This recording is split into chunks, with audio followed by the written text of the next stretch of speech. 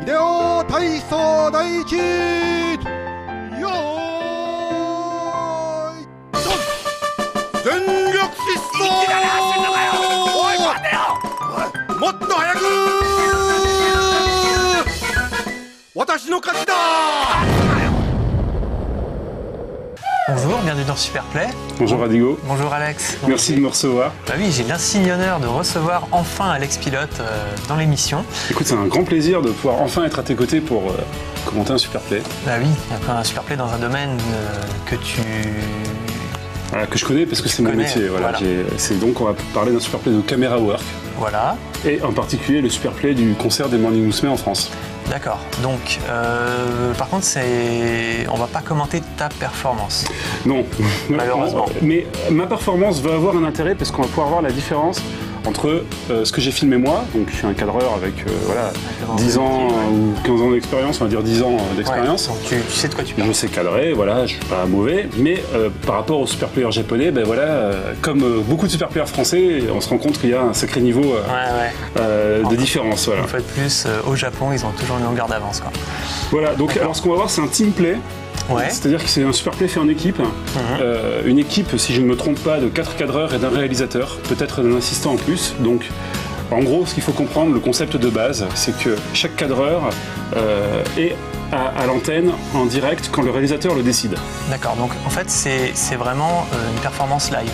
Voilà, c'est pas du tout l'assisted montage. Ouais. C'est-à-dire que normalement, dans les lives qu'on voit à la télé, on enregistre les 4 caméras et ensuite on fait un montage. Un montage, ça permet de prendre le meilleur de ce que chaque cadreur a fait. Après coup, après réflexion, ce qui est meilleur. C'est du tout l'assisted, quoi. C'est-à-dire qu'on prend le temps de prendre le meilleur et de faire la meilleure performance possible. Là, c'est du direct, c'est-à-dire qu'en temps réel, le réalisateur dit voilà, c'est toi, caméra 2, en ce moment qui est à l'écran, et là, t'as intérêt à pas te louper, quoi.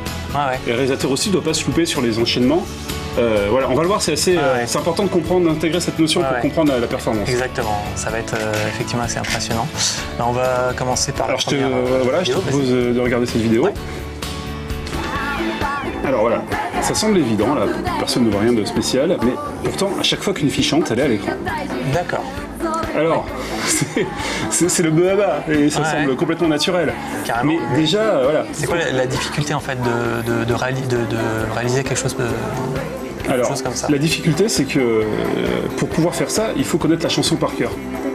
Savoir à quel moment de la chanson, quelle fille chante. Donc, il faut connaître les membres du groupe, à quel moment elle chante.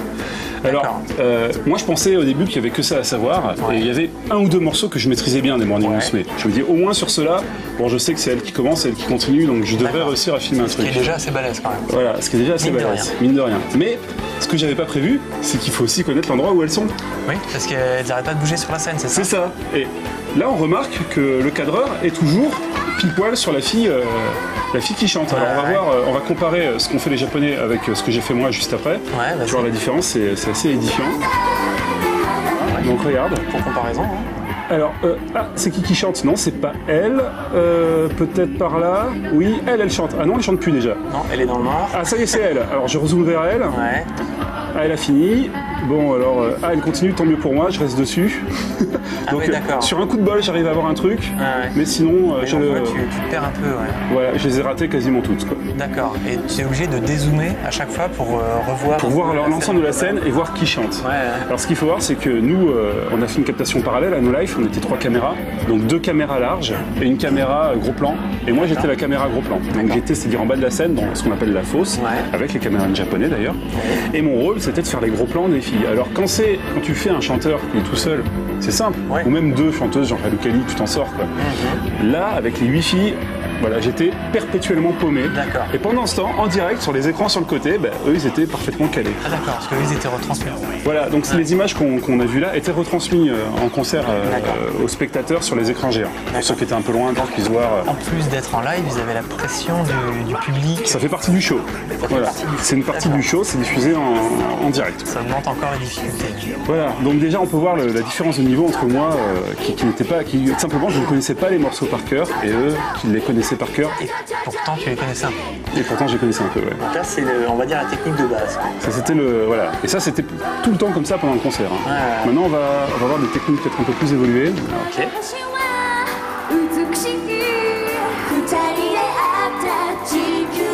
Donc là, on va arriver au début du medley des Morning Musume, donc c'est Love Machine.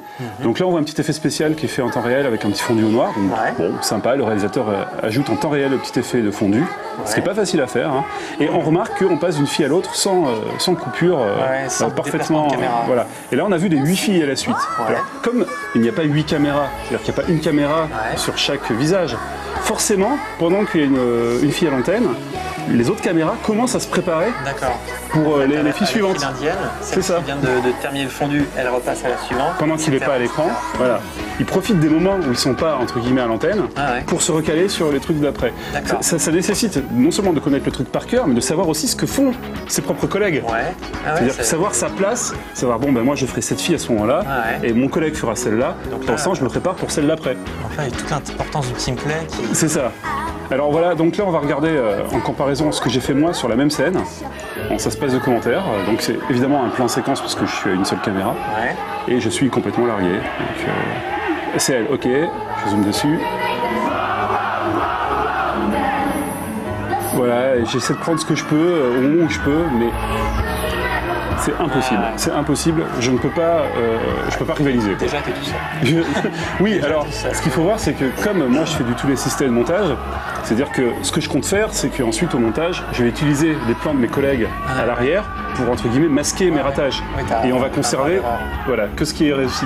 Mais heureusement que j'ai un filet derrière moi, quoi. Mais même comme ça, c'est pas facile. Alors on va passer à un autre passage du concert, c'était vers le début. Donc là, on est encore on est toujours dans le medley, donc sur la chanson The Peace. Regarde ce plan, voilà. Alors, donc, pour faire ça, encore une fois, ça paraît simple, mais pour faire ça, ça nécessite de connaître la chanson, le placement, c'est-à-dire où est la fille, et en plus, la position qu'elle va avoir. Ah oui, donc il n'y a pas seulement l'endroit où elle se place. Donc là, elle a une position où elle lève le bras en l'air. Pour que tout rentre dans l'image, il faut que les caméras soient légèrement surélevées. Normalement, un vrai cadre, un bon cadre, c'est on laisse pas trop d'air, on appelle ça de l'air, on laisse pas trop d'espace en haut de la personne. La tête est à peu près aux 2/3 de C'est ça. Si là, elle n'avait pas levé le bras, on aurait baissé pour que la tête soit plus haut. Et là, on voit que avant même qu'elle lève le bras, la caméra est déjà en l'air. C'est-à-dire que c'est ça. Elle n'a pas levé le bras, puis la caméra l'a suivi. Le mec savait où se mettre, et hop, au moins elle lève le bras, elle occupe parfaitement l'espace. C'est parfait, c'est un travail d'orfèvre. Et si tu regardes quand ça continue, hop, il va recadrer là, direct, en rythme avec la musique, pour enchaîner. Avec un petit zoom. Voilà, il rezoome, il recadre parfaitement. Il refait un crash zoom, reframe. Exactement. Vers l'avant.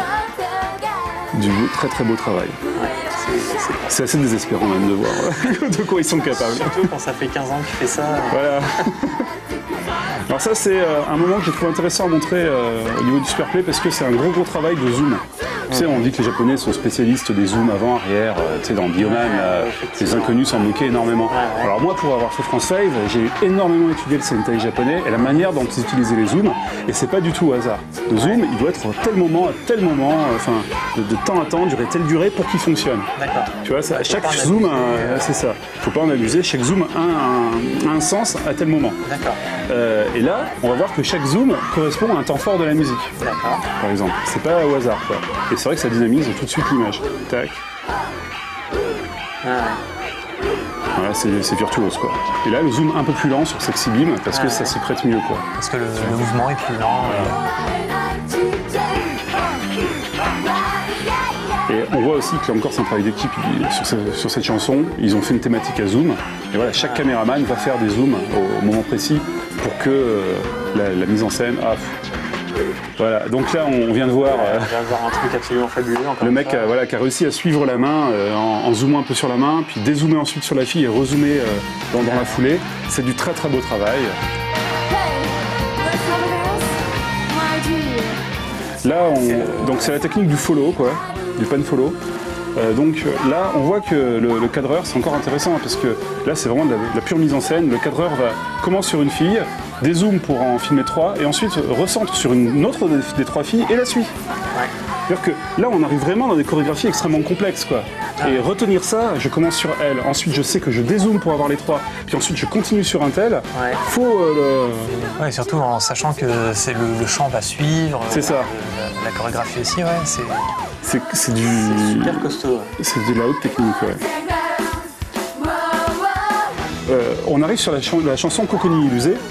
C'est une des chansons que je préfère des Morning Musume, donc celle-là je la connais bien. Donc là, on va avoir une base de comparaison. C'est ça, là je la masterise, je sais qui chante à quel moment à peu près. Là, c'est Et je sais qu'à un moment donné, il y a un plan à faire que j'ai essayé de faire, qui est là dans tous les concerts.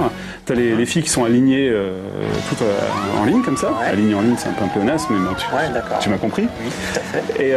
Et elles tournent toute la tête les unes après les autres. Donc la première, la deuxième, la troisième. Et l'idée c'est de suivre avec un panoramique au fur et à mesure qu'elle tourne la tête. Évidemment. Alors on va voir ce que j'ai réussi à faire. On y va. Allons-y. Alors voilà mon mouvement. C'est là, ok. Voilà. Donc au début ça passe encore, mais à la fin... J'ai pas tant arrêté que ça. Ça va. Soit en passant, quelqu'un qui ne connaissait pas la chanson n'aurait pas pu faire comme moi. Oui, il n'aurait rien vu. Voilà, c'est ça. Ouais. C'est pas si raté que ça, mais effectivement, regarde au ralenti, on voit qu'à partir du moment où la première fille tourne la tête, il m'a fallu 14 images. 14 frames pour réagir. Pour réagir et commencer à faire mon mouvement. Ouais. 14 images, c'est une demi-seconde. C'est une demi-seconde m'ont été fatales. Si on compare maintenant avec ce qu'ont fait les Japonais, juste après. Voilà, alors... Donc là, on les a toutes vues, quoi. On les a toutes vues, il était parfaitement au bon endroit pendant qu'elle tournait la tête, et il se paye le luxe de finir avec un zoom-in pile poil sur l'in-line et un zoom-out derrière quand elle salue. Ouais. Je veux dire là, c'est la beauté du geste parfaite, quoi. J'en pleure d'émotion. C'est trop beau. Et on va finir par ce que Anne appelle le sky touch. Ouais. Donc une des Une des techniques les plus impressionnantes dans le cadrage. Alors qu'est-ce qui se passe? Ouais. On a la leader Takashi Ai qui lève la main au ciel. Ouais. Et le caméraman qui a réussi à se placer avant que la main monte. Tu te souviens que tout à l'heure, la main est montée, mais le caméraman a suivi. Donc tant que tu suis, tu arrives à suivre la main. Là, il faut se mettre dans le vide et lever la main. Je te propose un test. Je vais me mettre derrière la caméra un petit instant et on va essayer de le reproduire ici dans des conditions quand même relativement calmes. Donc je sais que c'est un peu au-dessus de ta tête, ok, donc par là. Vas-y, lève la main. Ah non, c'est pas tout à fait au centre. Attends, je recadre. Voilà, vas-y. Pas vraiment. Ok, vas-y. Attends, je refais. Ouais. Ok, là c'est bon. D'accord. Donc là, 3 fois, en connaissant le plateau, sans que je bouge. Exactement. Et parce que je n'ai aucun point de repère. À partir du moment où je suis au-dessus de ton visage, j'ai que du vert. Lui, il a que le fond de l'écran, quoi. Il a aucun repère. Non seulement il arrive à se placer parfaitement, alors que la fille est en train de danser. Toi, tu étais assis. Je ne connais pas. Voilà, c'est ça. Alors que toi, tu es assis. Elle bouge. Il arrive à se placer. En plus, il fait la mise au point, puisqu'on a oublié de le dire, mais c'est des mises au point manuelles. Ah, d'accord. Même les mises au point sont manuelles. Oui. Tu peux pas travailler. Alors, sur ces grosses caméras, même, il n'y a même pas de mise au point automatique. Ça n'existe pas. Mais en plus, même si ça existait, tu pourrais pas le faire. Parce qu'il y a aussi basse lumière, tu serais tout le temps dans le flou. Oui. Il faut être, il faut faire la mise au point tout le temps, au fur et à mesure que les filles s'approchent ou s'éloignent de soi, quoi. D'accord. Et j'ai oublié de préciser ce petit détail qui en rajoute encore un peu. Voilà, c'est à peu près tout ce que je voulais te montrer. Évidemment, il y aura encore de tonnes de choses à dire, mais bon, c'était un petit échantillon de. Effectivement, sur 1h30, quand on sait que ça a duré, ça a eu ce niveau de qualité pendant toute la durée du concert. C'était comme ça tout le temps. Plus, parfois, ils envoyaient des vidéos qui étaient synchronisées ou des sous-titres pour chanter les chansons. Il y avait encore un travail de vidéo art en plus qui était rajouté, quoi. Donc c'est voilà, c'est un beau spectacle. Donc toi, ça t'inspire pour... Alors moi, ça m'inspire évidemment, mais bon, comme souvent avec les Super Play, on se dit que voilà, le travail est tellement énorme qu'on ne sait pas si on y rêvera un jour, et j'ai pas beaucoup le temps de m'entraîner. Mais bon, j'espère que s'il y a des cadreurs qui voient ce Super Play, là, No Life, ça leur donne des idées, et puis qui sait, peut-être, je sais pas, au Stade de France, au prochain concert de Johnny ou d'Indochine, on aura des choses de ce niveau-là. Ouais, effectivement. Ok, merci Alex, et puis... Merci à toi de m'avoir reçu. Oui, et puis à une prochaine. À très bientôt. À bientôt.